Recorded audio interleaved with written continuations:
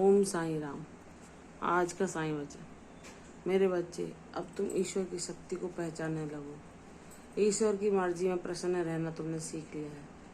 तुम यह भी जानने लगे हो कि बाबा जो भी करेंगे वह उचित ही होगा। इसलिए तुमने अब शांति को धारण करना सीख लिया है।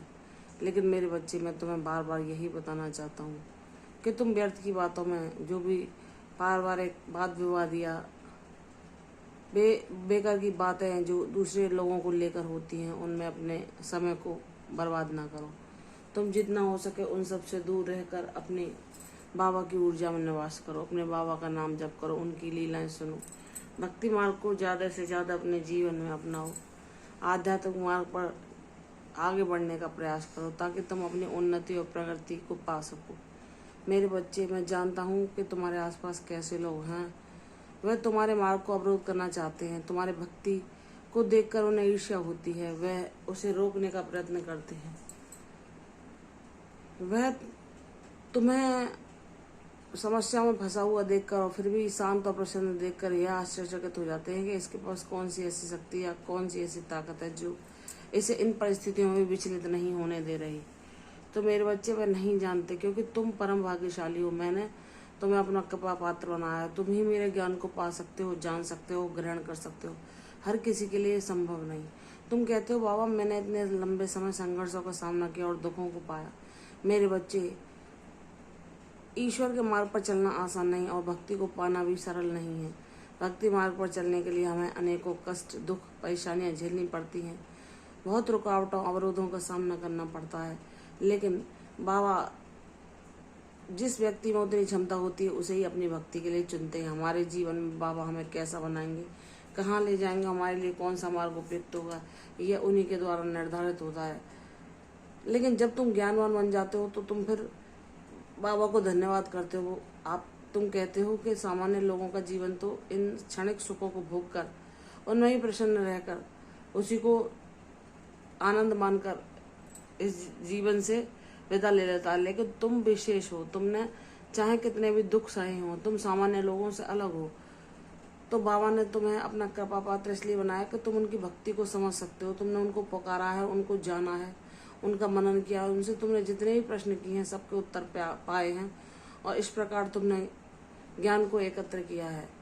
बाबा ने तुम्हें सबसे जुदा इसीलिए बनाया कि बाबा भोले निष्पाप व्यक्तियों को और जो उनकी कृपा पाने के योग्य होते हैं उन पर ही अपने कृपा लौटाते हैं। हर किसी को ईश्वर का सानिध्य नहीं मिलता। तुम आज यह जानकर के तुमने भले ही कितने दुख पाए लेकिन तुम्हारा जन्म लेना सार्थक हुआ। तुम बाबा को धन्यवाद दोगे कि बाबा, मेरा जीवन भले ही सामान्य लोगों की तरह उन सुख सुविधाओं में ना बीता हो, लेकिन अगर मैंने किसी भी क्षण कष्ट पाया है, दुख पाया, संघर्ष पाया, मुसीबतों को झेला और हर पल आपको पुकारा है और आपको जान पाया और आपका सानिध्य पा पाया। यह कितने भी बड़े कष्ट हम झेल लें, लेकिन जो ईश्वर का आनंद मिलता है वह हमारे जन्मों जन्मों की परिश्रम की तपस्या सफल हो जाती है कि हमने जन्मों जन्मों प्रयास किया भगवान से जुड़ने को, उनको पाने का। लेकिन वह जानते हैं कि हमें किस जन्म में क्या मिलेगा, हम कब किस काबिल हुए और हमें कब क्या देना चाहिए। लेकिन बाबा हमें परीक्षा भी लेते हैं तो शक्ति भी देते हैं कि तुम इन परीक्षाओं को पास करो। मैंने तुम्हें इस काबिल बनाया है कि तुम्हारे अंदर वह साहस है, वह ऊर्जा है, वह शक्ति है कि तुम हर परिस्थिति का मुकाबला कर सकते हो और उस पर विजय हासिल कर सकते हो। बस तुम मेरे दिखाए मार्ग पर चलो। मैं जो तुम्हें निर्देशन दे रहा हूँ उनको सुनो, उन्हीं के अनुसार अपने जीवन को जियो तो तुम्हारा सदैव भला होगा। ना कोई व्यक्ति, ना कोई अवरोध, ना कोई परेशानियां तुम्हें छू सकती हैं, क्योंकि मेरे भक्तों का जीवन विलक्षण होता है। तुम मेरे भक्त हो। भक्ति मार्ग पर तो लोगों को क्या क्या सहना पड़ता है, लेकिन जब उसकी अंत में जीत होती है तो उसे जो परमानंद रूपी खजाना मिलता है, उस खजाने को ना कोई पा सकता है, ना कोई जान सकता है, ना उसका अनुभव कर सकता है। उसको बाबा के द्वारा चुने हुए भाग्यशाली लोग ही पा सकते हैं। तो मेरे बच्चे, तुम उन भाग्यशाली बच्चों में से ही हो। मेरे बच्चे, तुम पर मेरा प्यार और स्नेह ऐसा ही बरसता रहेगा। तुम्हारे जीवन में मैं सदैव शांति, आनंद और ज्ञान, भक्ति भर दूंगा, जिससे तुम दूसरों को भी सुख और शांति प्रदान कर सको। तुम दूसरों के जीवन से भी निराशा रूपी अंधकार को दूर कर सको। इस लायक मैं तुम्हें बनाऊंगा मेरे बच्चे, तुम मुझ पर विश्वास करो। परीक्षा चाहे कितनी भी लंबी क्यों ना हो,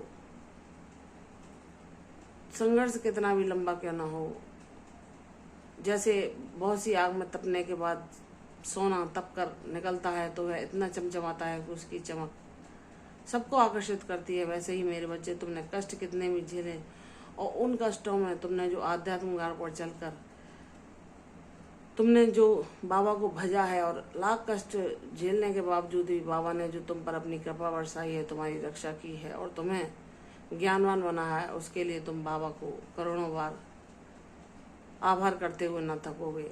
आगे तुम्हारे जीवन में जो लीला होगी वह अविश्वसनीय है, वह विलक्षण है और बाबा ही उसके रचनाकार हैं। तुम उन पर सदैव अपना विश्वास ऐसे ही बनाए रखो, तुम्हारे जीवन से सब समस्याओं का अंत बाबा शीघ्र ही कर देंगे। प्रसन्न रहो मेरे बच्चे, तुम्हारा कल्याण होगा, यशस्वी भव। कल फिर आऊंगी साईं वचन के साथ, तब तक के लिए ओम साईं राम।